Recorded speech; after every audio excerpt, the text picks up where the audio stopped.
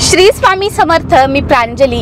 आपल्यापैकी बरेच असे ताई व दादा आहेत की त्यांना स्वामी सेवा करण्याची किंवा दत्त महाराजांची सेवा करण्याची खूप इच्छा आहे, पण त्यांच्याकडे वेळ नाहीये। वेळेअभावी ते सेवा करू शकत नाहीत। आणि आपल्याला माहिती आहे की स्वामींची सेवा म्हटलं की नित्य सेवा त्यामध्ये आली, स्वामी चरित्र सारामृताचं पारायण आलं, परत स्वामींचा 11 माळी जप आला, तारक मंत्र 11 वेळा आला आणि आपल्याकडे तर वेळ नाहीये। आणि या गोष्टी ऐकल्या तर इच्छा असून सुद्धा बऱ्याच वेळेला आपण घाबरून की नाही मला एवढं शक्य नाही, मग मी करू नाही शकत असं होऊन जातं। तर या व्हिडिओमध्ये मी तुम्हाला अत्यंत साधा आणि सोपा, तुम्ही जिथे कुठे आहात, अगदी तुम्ही बेडवर आहात, तुम्ही ऑफिसमध्ये आहात, तुम्ही ट्रॅव्हलिंग मध्ये आहात, तुम्ही कुठेही असाल तिथे फक्त ही 5 मिनिटांची मी तुम्हाला सांगतेय, 5 मिनिटं, पण 5 मिनिटापेक्षा कमी वेळ तुम्हाला या सेवेसाठी लागेल आणि सर्वात जास्त प्रभावशाली, सर्वात लवकर तुम्हाला स्वामी सेवेचे अनुभव येऊ लागतील। एवढी प्रभावशाली ही सेवा आहे।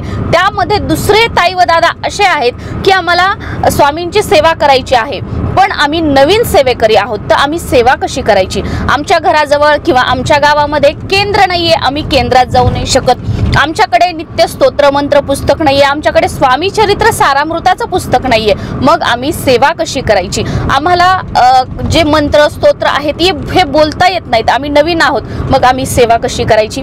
तर हे सुद्धा तुम्हाला अगदी सोप्या पद्धतीने सांगणार आहे। आता ज्या पद्धतीने सांगणार आहे या पद्धतीने जर तुम्ही स्वामी सेवेमध्ये आलात आणि स्वामी सेवा करायला सुरुवात केली तर आपोआपच स्वतः महाराज तुमच्याकडून त्यांना जी सेवा करून घ्यायची आहे ती सेवा ते स्वतः तुमच्याकडून करून घेतील, तसे भाव तुम्हाला देतील। आणि मी ज्या पद्धतीने सांगणार आहे या पद्धतीने जर आपण सेवा करायला सुरुवात केली तर आपलं ना महाराजांसोबत एक कनेक्शन निर्माण होईल। बऱ्याच वेळेला असं होतं बघा, आपण याचे अनुभव त्याचे अनुभव ऐकतो किंवा ह्या सेवा या सेवेने असं होईल, त्या सेवेने तसं होईल आणि डायरेक्ट आपण सेवा करतो। पण काय होतं की सेवा करूनही आपल्याला रिझल्ट नाही मिळत, आपल्याला प्रचिती नाही येत, मग आपला जो विश्वास असतो तो कुठेतरी डगमगू लागतो की यांना अनुभव आला, मग मला का नाही अनुभव आला? तर आपण या अगोदर एक गोष्ट लक्षात घेतली पाहिजे। समजा तुम्ही एखाद्या अनोळखी माणसाला, एखाद्या अनोळखी व्यक्तीला जर तुम्ही सांगितलं की माझं हे काम करा, तर तो व्यक्ती करेल का? तो व्यक्ती नाही करणार का? कारण तुमच्या दोघांमध्ये कनेक्शनच नाहीये, एक भावनिक कनेक्शनच नाहीये, तुमच्या दोघांमध्ये एक प्रकारची आपुलकी, प्रेम हेच तुमच्यामध्ये नाहीये। आणि हेच तुम्ही तुमचे शेजारी आहेत किंवा तुमच्या घरातली एखादी व्यक्ती आहे, तुमचे नातेवाईक आहेत, त्यांना एखादी गोष्ट म्हटली तर ते खूप इझिली ती गोष्ट करतील का? कारण त्यांच्यासोबत तुमचं एक नातं आहे, भावनिक कनेक्शन आहे, एकमेकांप्रती तळमळ आहे, त्या तळमळीप्रती ते तुमचं काम करतील, पण अनोळखी करणार नाही। हेच आपण काय करतो की नवीन सेवेकरी कधी स्वामींचं काही केलेलं नसतं, डायरेक्ट कोणीतरी सांगितलं, स्वामींचा फोटो घरामध्ये आणला, देवघरामध्ये ठेवला, सेवा करायला सुरुवात करी, महाराज प्लीज मला हे द्या, स्वामी मला असं द्या, माझं हे काम करा मी ते करील, माझं ते काम करा मी ते करील। का करतील महाराज? तुम्हाला त्यांच्याबद्दल तळमळ नाहीये, तुम्हाला त्यांच्याबद्दल प्रेम नाहीये, तुम्ही त्यांची या अगोदर सेवा केली नाही, तुम्ही त्यांच्या जवळ जाण्याचा प्रयत्न केला नाही, मग ते तुमचं काम कसं करणार? हे कुठेतरी लॉजिक आपण लक्षात घेतलं पाहिजे। आणि आपण म्हणजे एक भावनिक त्यांच्यासोबत नातं तयार करून त्यानंतर तुम्ही तुमच्या ज्या गोष्टी आहेत त्या त्यांना ऑर्डर सोडू नका की तुम्ही माझं हे काम करा मग मी असं करील, हे नाही। आपण प्रार्थना करा, त्यांना विनंती करा। जेवढं आपण नम्रपणे राहू, नम्रपणे बोलू, नम्रपणे मागू, तेवढे अनुभव आपल्याला जास्त येतात। आता एखाद्या व्यक्तीला तुम्ही म्हटलं ए जा रे माझं असं काम कर, तो करेल का? उलट तुमचे आणि त्याचे वाद होतील, दुरावा निर्माण होईल। या व्यतिरिक्त तुम्ही त्याच्याशी चांगलं बोलला, प्रेमाने बोलला, प्रेमाने सांगितलं अहो दादा माझं हे काम कराल का, मला अशी गरज आहे, तर ते व्यक्ती तुमचं काम करणार का? कारण इथे आपुलकी आली, तुमच्या बोलण्यातून एक सौम्यता आली की नाही, एक आदर आला की आदराने जेव्हा आपण एखादी गोष्ट मागतो किंवा सांगतो ती पूर्ण होते। तर ही एक गोष्ट लक्षात घ्यायची। आता सर्वात अगोदर आपण बघूया की जे दादा ऑफिसला वगैरे जातात, ज्यांच्याकडे वेळ नाहीये, तर त्यांनी काय करायचं आहे? तर अशा ताई व दादांनी, तुम्ही जे कोणी आहात तर त्यांनी सुरुवात कशापासून करा की तुम्ही रात्री झोपण्यापूर्वी, तुम्हाला दिवसभर वेळ नाहीये पण रात्री झोपण्यापूर्वी तर तुम्हाला वेळ आहे, किंवा दिवसभरामध्ये तुम्हाला जेव्हा वेळ आहे त्या वेळेमध्ये तुम्ही काय करायचं आहे? तुम्हाला हात जोडणं शक्य असेल तर हात जोडा, डोळे झाकणं शक्य असतील तर डोळे झाका। नाहीतर बघा, आपण कधीतरी बघा असं गाडी जाताना फक्त असं कुठेतरी बघत असतो आणि आपल्या मनात विचार चालू असतात, असं कुठेतरी लक्ष लावा एकीकडे आणि तुम्ही ही सेवा करा। जे आता सांगते काय करायचं की स्वामींना प्रार्थना करायची आहे। प्रार्थना करून स्वामींच्या जवळ जायचं आहे, दत्त महाराजांच्या जवळ जायचं आहे। प्रार्थना ही अशी सेवा आहे की जी महाराजांच्या आपल्याला जवळ नेऊन पोचवते। प्रार्थनेमध्ये जी शक्ती आहे आणि नामस्मरणामध्ये जी शक्ती आहे ती दुसऱ्या कोणत्याच गोष्टीमध्ये नाहीये। प्रार्थनेला काही बाउंडिंग नाहीये। तुमच्या मनातून ज्या भावना निघतात, जे शब्द निघतात, तो प्रत्येक शब्द, तुमची प्रत्येक भावना तुम्ही महाराजांसमोर एक्सप्रेस करू शकता, त्यांना सांगू शकता। या सेवेला कोणतंही बंधन नाही। आता तुम्ही म्हणाल की प्रार्थना कशी करायची, तर मी तुम्हाला एक जनरल सांगते की आता जे मी जसं करते ते मी तुम्हाला सांगते, तुम्ही अशीच करावी असं नाही, तुमच्या पद्धतीने तुम्ही बोलू शकता। आता मी जेव्हा प्रार्थना करते त्यावेळेला काय, अवधूत चिंतन श्री गुरुदेव दत्त, अवधूत चिंतन श्री गुरुदेव दत्त। आता तुम्ही श्री स्वामी समर्थ, श्री स्वामी समर्थ असं 5 वेळा 11 वेळा असं काउंटिंग नाही की तुमचं मन एकाग्र होईपर्यंत हे बोलायचं आहे।